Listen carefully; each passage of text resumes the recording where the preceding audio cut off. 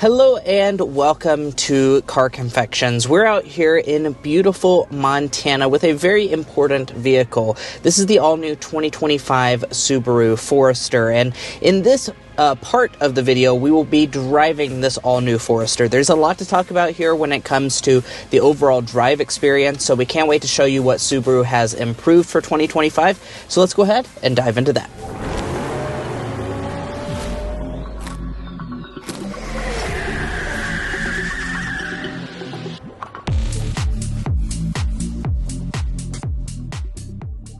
Now in this test drive, we'll be talking about quite a few different things, as you can see on the screen right now. But first, we're going to go ahead and start out with a hard acceleration to see what the powertrain is all about.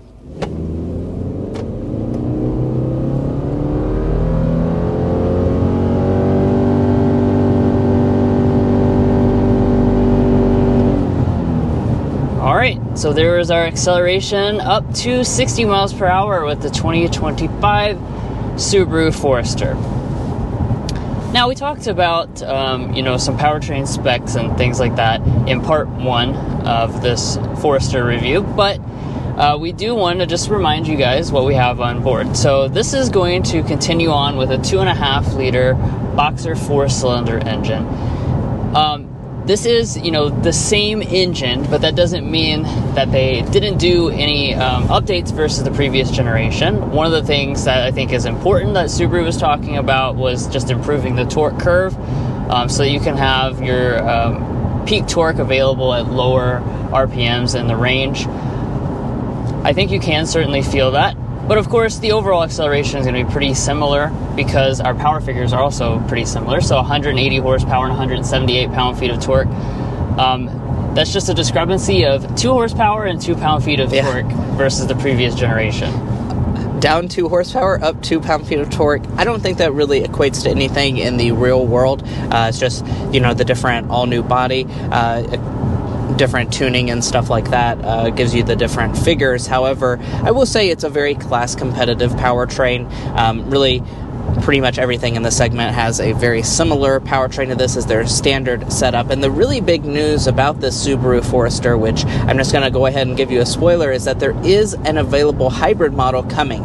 Now, it's not what we're in today, and it's not what's going to be available initially at launch. And Subaru really hasn't released very many details about that upcoming hybrid model other than it will be coming, and they expect it to arrive, I believe, around in a year from now. So probably for the 2026 model year Forester, maybe we will see the addition of a hybrid. So if you're really wanting that hybridized powertrain, you're not going to have to wait too much longer for a Forester hybrid. But make sure you stay tuned to this channel for any updates on that front when we can get you guys some official specifications and things like that. I also do want to point out that we are in Montana, and because of that we are at elevation, so that is going to have an impact on the acceleration that you just saw. As we were going up to 60 miles per hour, the air is a little bit thinner up at elevation, and you could expect at sea level to be able to accelerate faster. So here in wide open Montana, the roads are wide open. We're going 70, that is the speed limit currently. Someone's very much itching to get past here. Here they go. But here in a second, I'm going to, from 70, just go ahead and floor it and give you guys a sample of passing power.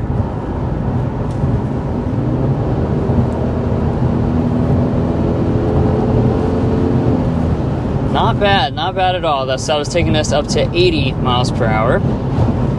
And then also give you a chance to see the powertrain performance from the transmission. So this is going to be using a continuously variable transmission, as all Subarus do.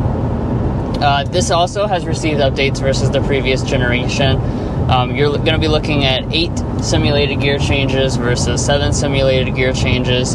They've also played with the gear ratios just to kind of make everything feel more responsive, and again, just work together a little bit better with that retuned torque. Yeah, and one of the things I do want to point out is that, as with every Subaru, one of the biggest selling points, I actually pointed this out in the presentation of the Forester, is the fact that it has standard all-wheel drive. And it's not just part-time all-wheel drive setup, it is a full-time symmetrical all-wheel drive setup. So that's, of course, going to help you with your off-roading abilities in this model. So if you're one of those more adventurous type of people, you certainly will appreciate that here in the Forester. And I think it's particularly worth noting that's a nice standard feature to have on like the very base model, which really doesn't start much more expensive than a lot of the rivals. However, they make you option on all-wheel drive in this model at standard. Now let's go ahead and talk about the ride quality for this all-new Forester.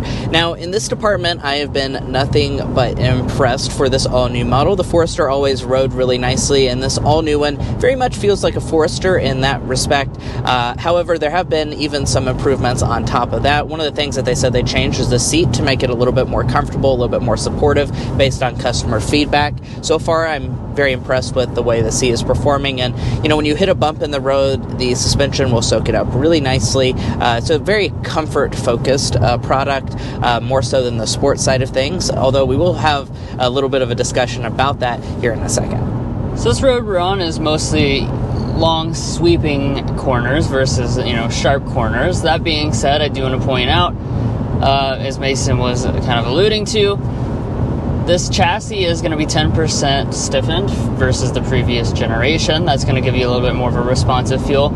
Furthermore, to differentiate the trims better this year, they're going to be giving you a different tuning for the sport grade as well. So that's going to allow you to have a little bit of sportier handling dynamic. Overall, though, even here in the touring, you have a decent amount of body roll, but it feels nice and balanced. The steering also is very responsive. I think this is an improvement over the previous generation. Definitely seems like it's sharper in its overall response, giving this a nice maneuverable feel.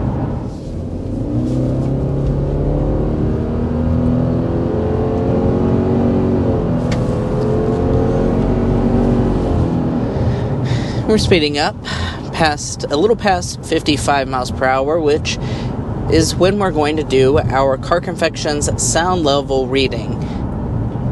Alright, so get it at 55 here.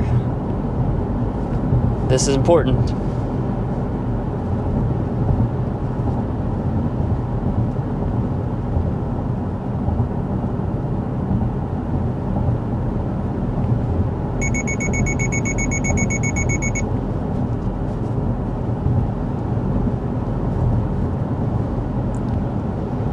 .6 decibels is our official Car Confections sound level reading. Subaru tried to cannibalize its own score. I don't know what its deal was on that. It was unhappy that I was staring so much at the gauge cluster to make sure that we were going exactly 55 miles per hour. Yeah. Was not pleased by that with the driver monitoring system. Now, I say official a little lightly because, like we mentioned a couple times, at this point we are here in Montana, so we're at the national media drive of this vehicle. Hopefully we'll be able to get one of these back home in Kentucky and get an official sound level reading. But we don't have to sit here and guess how that compares to a lot of this vehicle's rivals, because we can go to carconfections.com/sound level readings. And on our website, we posted all the sound level readings for all the cars that we reviewed on this channel, which is a lot, especially in this segment. It's a very competitive segment. So let's go ahead and see how that compares. And as expected, that is a very good sound level reading, and this is something I do want to talk about with the all-new Forester, because one of the main things they focused on when it came to changing the driving experience for 2025 was the increased sound deadening. They mentioned this multiple times. So does that translate to actually a quieter cabin? Well, of course, we'll need to get this car back home in Kentucky to get the official number, but I'm going to say absolutely yes. These roads are very rough, and to have a very good sound level reading like 56-ish decibels on a rough road like this seems very, very impressive to me. And just kind of riding along here throughout the day, even going 70 miles an hour, it does seem pretty hushed inside of this cabin.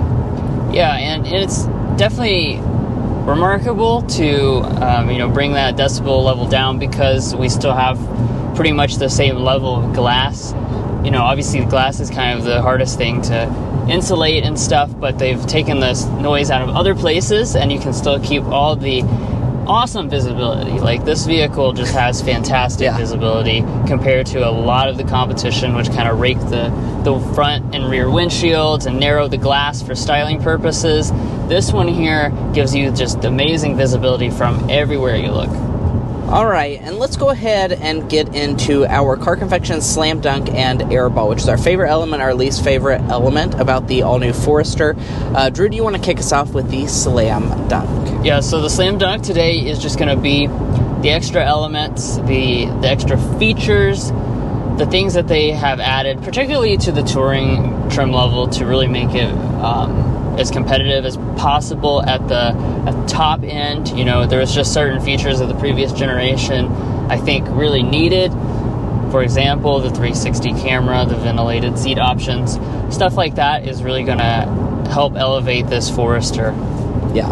And on the Airball side of things, what we really just wish Subaru had done would be to make the hybrid available at launch. This segment is becoming a very, very extensively shopped hybrid segment.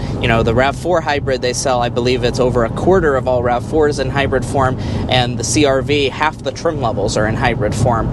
So we're looking at a segment that most people are expecting a hybrid, and for this 25 model, it's not going to be available at launch. So if you want to wait, you can get a hybrid. It will be available at some point in the next probably year or so, but we really just wish Subaru had worked to maybe get it out initially with this 2025 model year. Right, and I think particularly with Subaru customers, they tend to be more nature focused, environmentally focused. I think the hybrid model is really going to be a great hit. And speaking of the efficiency, let's go ahead and discuss fuel economy. So since this vehicle is standard all-wheel drive, one engine for now, we're sitting at 26, 33, 29 mpg combined. That's exactly the same as the last generation Forester, and it is very similar to a lot of the traditional gas options in the segment like RAV4 and CRV if you don't choose the hybridized versions. Once again, wish the hybrid was out so you could get better fuel economy, but until that model comes out, that's going to be where you're sitting at for this Forester model.